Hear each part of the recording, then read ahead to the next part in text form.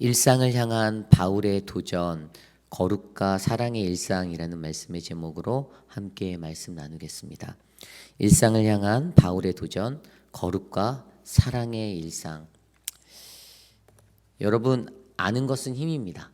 그죠? 우리는 알기 위해 배우죠. 무언가를 알기 위해 어려서부터 수많은 학습을 통하여 배워왔습니다.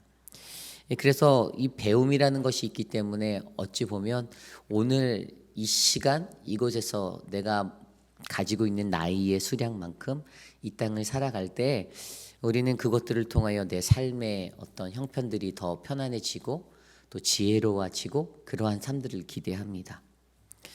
인생을 살면서 배움이라는 것은요, 불가분의 관계죠. 우리는 누구나 배워야 합니다. 또 여태까지 배워왔고 아마 죽을 때까지 배우겠죠. 이 배움이라는 것을 무엇인가 고민하다가 예전에 읽었던 이마이 무스미라는 일본 사람 게이노 축구대학의 환경부 교수인데요. 그 사람이 썼던 책의 글귀가 생각났습니다. 배움이란 무엇인가에 대해서 그가 그 책에서 설명하는데 이 저자는 이 배움이라는 것들을 설명하면서 인지과학적인 상황들을 설명해요. 인지과학적인 게 뭐냐면 사람의 마음이 어떻게 움직여지고 또 그 움직여지는 배후에는 어떤 구조로서 우리 인간이 자기가 배운 것들을 이해하고 자기가 경험하고 안 것들을 이해하고 살아가는지에 대해서 이 사람이 심리학적으로 분석해서 이제 정립을 해놓은 거예요. 그래서 이 책에서는 배움에 대해서 뭐라고 기록했냐 하면 인간에게 배움이란 끊임없이 탐구하는 과정이다. 스스로가 무엇을 위해 배우려 하는지를 깊이 있게 생각하고 그 목적을 위한 최적의 방법을 고민하고 실천하는 그때에 진정한 배움의 자리에 설 수 있다라고 말합니다. 여기에서 그냥 한 사람으로서 제가 느끼는 것은 배운다라는 것 자체는요, 그것을 위해서는 무엇을 위해라는 전제하에 고민하고 생각하고 실천하는 것들이 병행되어야 하는 거예요. 그냥 내가 배워서 끝나는 것이 아니라 이것을 무엇을 위해 배우는지라는 전제가 굉장히 중요하고요. 그 무엇을 위해 배운다라고 생각을 할 때 그것을 생각하고 고민하고 그리고 마지막에 실천하는 단계까지 이르러야 진정한 배움의 완성이다라고 인간은 말할 수 있는 겁니다. 그런데 오늘 데살로니가 교회에 가 있었던 그러한 경험이 있었던 바울과 그의 일행들, 그리고 특별히 오늘 바울은요, 그들을 생각하며 그들에게 나누었던 배움에 대해서 생각하는 거예요. 그리고 그들에게 도전합니다. 그것이 바로 오늘 1절 말씀이에요. 그러므로 형제들아, 우리가 끝으로 주 예수 안에서 너희에게 구하고 권면하노니 너희가 마땅히 어떻게 행하며 하나님을 기쁘시게 할 수 있는지를 우리에게 배웠으니 곧 너희가 행하는 바라 더욱 많이 힘쓰라. 아멘. 배웠으니 더욱 많이 힘쓰라라고 말하는 그러한 문장의 구조가 눈에 보입니다. 그리고 그 배운 것 때문에 무엇을 고민해야 한다고요? 마땅히 너희가 어떻게 행하며 하나님을 기쁘시게 할지를, 이 고민이 있어야 된다라는 거예요. 이것을 배웠는데 이것에는 아까 말씀드린 대로 배움이 갖고 있는 고민과 생각하는 것과 고민하는 것과 실천하는 삶으로의 연결. 그래서 그것을 배웠는데 너희가 행하는 것은 더욱 많이 힘써야 한다라고 바울은 도전하고 있습니다. 그렇습니다. 바울이 전해줬던 이 핵심적인 도전은요, 데살로니가 교회가 아주 수준이 얕은 교회가 아니었잖아요. 그 교회는 분명히 칭찬받을 만한 좋은 소식의 교회, 그들의 믿음이 성장하고 견고하였다, 그들이 그래도 좋은 신앙인의 모습으로 살고 있다라는 소문이 나고 그 소리를 듣게 됐던 바울이었어요. 그런데 바울의 모습에는 분명히 그런 마음이 담겨 있었을 거예요. 그들의 신앙이 더 성장하기를, 더 성숙해지기를. 그래서 그 마음으로 그들에게 도전하는 거예요. 그것이 바로 그들의 삶 속에서, 일상에서 하나님을 위해 내가 무엇을 기쁘게 할 수 있을까? 그것들을 가르쳐 놨는데 그 배움을 통해 그들의 삶 속에서 더욱 많이 힘쓰는 일상이 되도록, 그러한 고민이 깊어가도록, 그러므로 오늘 이곳에 있는 저와 여러분들에게도 우리의 삶 속에서 내 일상에서 나는 하나님을 어떻게 하면 기쁘게 할 수 있을까라는 이 고민들이 풍성해지기를 간절히 소망합니다. 여러분들 그런 고민을 하셔야 해요. 오늘 고민을 하면서 내가 오늘 저 문 밖을 나가 세상을 살 때 나는 어떻게 하나님을 기쁘게 하지? 내가 어떻게 하나님 앞에 행하며 살아가야 할까? 고민하는 삶, 더 많이 힘쓰고 애쓰는 삶, 이것들이 넘치기를 소망합니다. 그래서 그러한 삶들을 도전하며 그 일상을 향한 바울의 도전이 이제 두 가지의 모습으로 좀 강력하게 전달돼요. 정확히 말하면 세 가지의 모습으로 전달이 돼요. 그 삶들을 우리가 함께 말씀으로 살펴보기를 원합니다. 오늘 첫 번째로 일상을 향한 바울의 도전은 바로 거룩한 삶을 살아가야 한다라는 것입니다. 거룩하라. 오늘 말씀 3절 말씀에 이렇게 나와 있습니다. 하나님의 뜻은 이것이니 너희의 거룩함이라 곧 음란을 버리고 4절에 각각 거룩함과 존귀함으로 자기 안에 대할 줄을 알고 5절에 하나님을 모르는 이방인과 같이 세욕을 따르지 말고 6절에 이 일에 분수를 넘어 형제를 해하지 말라. 이는 우리가 너희에게 미리 말하고 증언한 것과 같이 이 모든 일에 주께서 신원하여 주심이라. 아멘. 하나님의 뜻이라고 말합니다. 무엇이요? 거룩한 삶. 거룩한 삶은요, 그냥 일시적으로 주어지는 명령이 아니고요, 그냥 내가 선택할 수 있는 삶의 문제가 아니라는 것입니다. 이것은 하나님의 뜻이에요. 하나님 그분이 원하시는 거다라는 겁니다. 그러므로 이 땅에 살아가는 우리들은요, 그 하나님의 뜻 거룩함, 그 거룩함에 맞추어 살려고 노력해야 되는 거예요. 이 주 1세기 때 이 초대교회 때는요, 헬라인들에게 주로 놓여 있었던 문제는 성적 타락의 문제들이 만연했어요.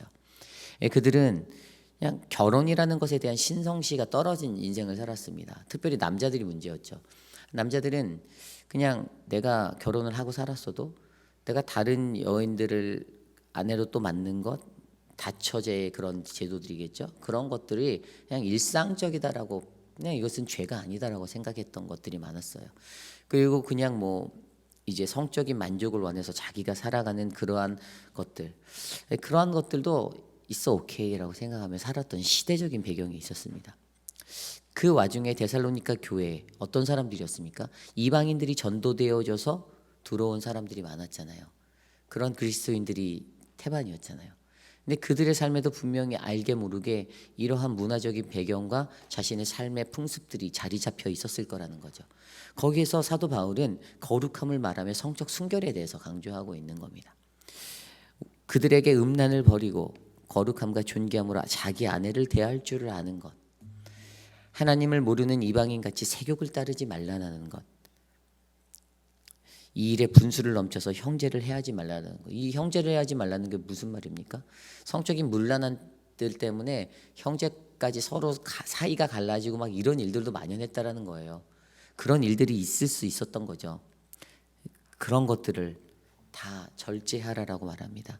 그래서 어떻게 이것들을 할 수 있는가? 바로 자기 절제에 대한 것들을 강조해요. 그게 좀 전에 제가 읽어드린 그 말씀들, 그렇게 하지 말라, 따르지 말라. 이것은 자기 절제와 자기 훈련의 모습이죠. 남이 해줄 수 있는 게 아닙니다. 내가 해야만 했던 겁니다. 내가 절제하고 내가 훈련해야 되고 내가 그렇게 살아내야 하는 거예요. 그래서 그것들을 강조해 주는 것입니다. 하나님의 뜻인 이 순결, 그것들을 하기 위해서 자기 절제가 절제적으로 필요했다라는 사실을 강조해 주고 있습니다. 거룩함을 유지하기 위해서. 그리고 이것을 또 어떻게 할 수 있는가? 7절 말씀엔 이렇게 기록되어져 있어요. 하나님이 우리를 부르심은 부정하게 하심이 아니고 거룩하게 하심이니. 아멘. 하나님의 부르심을 기억하라라고 말합니다. 그것들을 감당할 수 있는 것은요, 내 힘이 아니라 우리를 부르신 그 하나님, 나를 거룩하게 부르신 하나님, 그분을 기억하며 이 일들을 감당해야 한다라고 설명하죠. 이것이 중요합니다. 그러므로 성적 순결, 이 거룩함에 대해서 이야기하는 것은 자기 절제와 자기 훈련의 삶, 그리고 나를 부르신 하나님, 순결한 뜻으로 하나님의 뜻으로 나를 부르신 그 하나님의 삶에 맞게 살아가는 것, 그분을 기억하며 그때 우리는 이 거룩함을 이룰 수 있다. 육체적인 것들로 이야기하지만 이것을 영적인 것들로 분석해서 이해해 보면 하나님께서는요, 하나님 외에 다른 것들, 그것들에 우리의 마음을 두고 관심을 두고 우리의 생각을 흘려보내는 그 거룩함 없는 것을 싫어하신다라고 우리는 이해하면 됩니다. 데살로니가 성도들이 1세기에 만연했던 헬라인들의 성적 타락에 젖어서 살아갔던 그 모습을 벗어버리는 것을 넘어서 하나님은 그들이 나 외에 다른 신을 섬기는 것, 하나님 외에 다른 길들을 바라보는 것들을 싫어하셨다라고 이해하셔야 합니다. 그러므로 오늘 바울이 던져주는 일상을 향한 그 도전 어떻게 하나님을 기쁘시게 할까의 첫 번째 모습이 바로 이 거룩함의 모습이다라는 사실을 기억해 주셔야 합니다. 오늘 저와 여러분도 이 거룩함의 삶에 도전을 받아 나의 삶의 자기 절제와 자기 훈련으로 나를 거룩하게 부르신 그 하나님의 부르심을 기억하며 그 거룩함을 지켜내시는 이 하루가 되시기를 간절히 소망합니다. 오늘 두 번째로 일상을 향한 바울의 권면 두 번째는요, 바로 형제 사랑의 삶, 사랑하라입니다. 오늘 말씀을 살펴보면요, 9절 말씀에 이렇게 나와 있습니다. 형제 사랑에 관하여는 너희에게 쓸 것이 없음은 너희들 자신이 하나님의 가르침을 받아 서로 사랑함이라. 아멘. 더 이상 가르칠 게 없대요. 내가 말 안 해도 이것은 하나님의 말씀해 주신 기본이다라는 거예요. 이미 하나님이 말씀에서 너무나도 많이 말씀해 줬다라는 거예요. 너희에게 쓸 게 없다라는 거예요. 그래서 하나님의 가르침이 바로 이거다라고 하나님 사랑, 이웃 사랑에 관해 말했던 그 계명을 기억하면 이거는 지나가는 초딩들도 알 거야, 이 얘기죠. 하나님이 얼마나 이 사랑에 관여하고 계시는지를 설명하고 있는 거예요. 그래서 이 하나님에 대한 사랑에 대한 이야기를 너희가 잘 알 거니까 나는 그걸 믿는다라고 말하는 바울의 모습이죠. 그런데 10절에 뭐라고 나와 있습니까? 너희가 온 마게도냐 모든 형제에 관하여 대하여 과연 이것을 행하도다. 너희가 그렇게 사랑하고 있다라는 소식을 내가 들었어. 나는 그래서 너희가 잘하고 있다라고 생각해 라고 말하는 거죠. 그래서 형제들아 권하노니 더욱 그렇게 행하라. 지금도 잘하고 있는데 Let's go. 더 잘하자. 파이팅 하자 이겁니다. 더 사랑 많이 하자. 이 사랑에 대해서 강조하는 거예요. 일상을 향한 바울의 도전은요, 이 사랑에 대한 이야기를 하고 있습니다. 너무나도 잘하는데 그 사랑 더 많이 하자. 저도 우리 공동체 안에 이것들이 일어났으면 좋겠어요. 바울의 모습이 바울이 봤을 때 목회자의 한 사람으로서 바울이 데살로니가 교회를 봤을 때 사랑의 모습이 보인 거죠. 그랬더니 그들의 사랑이 더 진전되기를 소망하는 그 마음이 오늘 이 자리에 서 있는 제게도 있습니다. 여러분들도 사랑 많이 하시잖아요. 우리 교회 사랑 넘칩니다. 사랑 너무 많아요. 제가 와서 받은 건 사랑밖에 없어요. 너무 행복해요. 근데 그 사랑의 마음들이 있기 때문에 저는 이것들이 더 커졌으면 좋겠습니다. 이 사랑이 막 흘러갔으면 좋겠어요. 군부대 김밥 선교 하시느라고 수고하시는 분들 계시죠? 뒤에서 남몰래 그것을 위해 재정적으로 후원하시는 분도 계시고 정말 그 사랑이 무르익었으면 좋겠어요. 누구 한 사람 아프다라고 하면 그분들 찾아가서 도시락 싸갖고 찾아가는 분들 계시잖아요. 그래서 막 순식간에 갑자기 신방 스케줄이 잡힐 때도 있어요. 근데 저는 그게 지루하지가 않고 귀찮지가 않아요. 너무 감사해요. 그렇게 신경 써주시는 분들이 있다는 것이 너무 감사해요. 야, 목사보다 낫다 이런 생각이 들 정도로 밥 점심 들고선 우리만 맛있게 먹으면 끝나는데 거기서 멈추지 않는 거잖아요. 아, 이게 지금 그분에게 갔으면이라는 사랑의 마음이 흘러가잖아요. 너무 귀한 마음이죠. 그러기에 사도 바울의 도전은요, 일상에서 이러한 모습이 하나님을 기쁘게 하는 삶이 될 수 있다라고 확신하고 도전합니다. 오늘 저와 여러분들의 삶에도 이런 사랑이 넘치기를 원해요. 바울이 로마서 12장 9절 말씀 10절 말씀에 이렇게 말합니다. 사랑에는 거짓이 없나니 악을 미워하고 선에 속하라. 형제를 사랑하여 서로 우애하고 존경하기를 서로 먼저 하여. 아멘. 사랑에는 거짓이 없습니다. 만약에 내가 거짓된 마음을 가지고 이중적인 마음을 가지고 남을 대해서 사랑한다라고 말하면 그건 진짜 사랑이 아닌 거라는 거죠. 거짓 없는 사랑을 하셔야 합니다. 그래서 순수하게 그냥 퓨리파이한 그 사랑의 것들을 흘려보내셔야 해요. 속마음은 이런데 겉으로는 사랑하는 척해서도 안 되고요. 이것이 정말 중요한 겁니다. 저는 우리 공동체가 이러한 사랑의 베이스에 놓이는 교회가 되기를 간절히 소망합니다. 오늘 마지막으로 일상을 향한 바울의 도전 세 번째는요, 바로 감사와 충성의 마음으로 살아가야 한다는 것입니다. 오늘 말씀 11절 12절이에요. 또 너희에게 명한 것 같이 조용히 자기 일을 하고 너희 손으로 일하기를 힘쓰라. 이는 외인에 대하여 단정히 행하고 또한 아무 궁핍함이 없게 하려 함이라. 아멘. 오늘 말씀에 보면 이 11절 말씀에도 보면요, 조용히라는 단어가 눈에 보여요. 자기 일을 하는데 조용히 하래요. 조용히. 옛날 성경으로 보면요, 이게 종용히라고 되어 있다고. 종용. 조용이란 단어가 아니라 종용이라는 단어를 썼더라고요. 그래서 헬라어 원어 성경을 찾아봤더니 해식화 제인이라는 단어를 썼어요. 휴식이라는 뜻이에요. 휴식.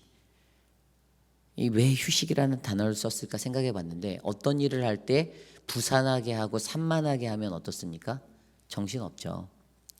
정신없는데 그것이 다른 사람들에게 덕이 안 될 때가 많잖아요.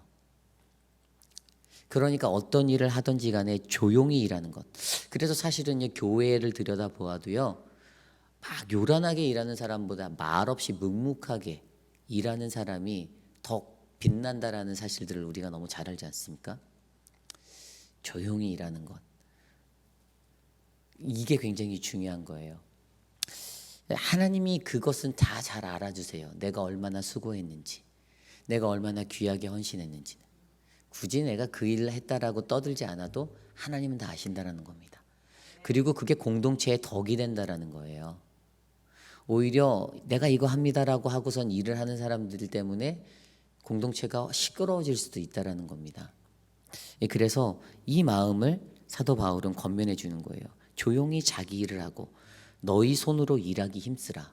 이게 뭐죠? 입으로 일하지 말고 너희가 스스로 먼저 솔선수범해라 이겁니다. 말로만 떠드는 분들 가끔씩 가다가, 우리 교회는 아직 못 봤어요. 가끔씩 드러나는 분들 제가 사역자로 오랫동안 살다 보니까 볼 때가 있어요. 근데 이 말로는 청산유수입니다. 모든 것들을 다 해요. 그런데 실제적인 그 실천적인 자리에서 손으로 일하는 자리에 보면 나타나지 않을 때가 있어요. 그래서 그것에 대해서 바울이 이야기하는 겁니다. 너희들이 일을 할 때 어떻게 해요? 너희의 스스로의 솔선수범의 모습으로 일하라. 그리고 12절의 내용을 보면 외인에 대하여 단정히 행하고, 이거는 그리스도인들에 대한 단정한 모습이 얼마나 중요한지 이야기합니다. 그리스도인의 단정함은요, 말과 행실과 모든 것들이 들어가겠죠. 언행 하나하나. 막 어떤 분들 가끔씩 막 말이 거친 사람 있잖아요. 막 그냥 뭐 성격이다라고 생각하면 그게 이해가 되긴 하지만, 사실 그게 불신자들이 바라볼 때는 뭐 예수 믿는 사람이 저래 이렇게 생각할 수 있는 거예요. 저도 예수 온전히 믿기 전에 저 중학교 때 고등학교 때 말이 되게 거칠었거든요. 이제 겉으로 이렇게 안 그래 보이지만 진짜 중학교 때는 입만 열면 욕이 나오고 막 그래. 친구들하고, 그 요즘에 중학교 애들 더 심하겠지만 저희 때도 그런 거 많았거든요. 근데 제가 안 그래 보이지만 제가 그랬어요. 저 되게 심했거든요.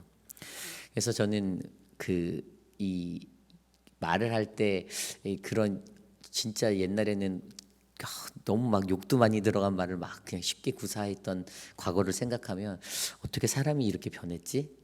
이런 생각이 들 정도예요.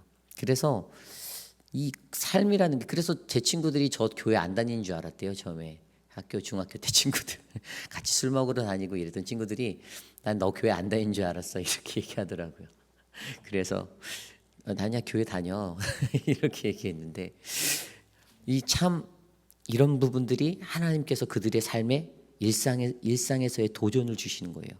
왜 우리가 그렇게 말할 수 있고 그렇게 살 수 있음에도 그거를 왜 절제해야 되는지, 그리스도인으로서의 덕이 되지 못하기 때문이다라고 설명하는 겁니다.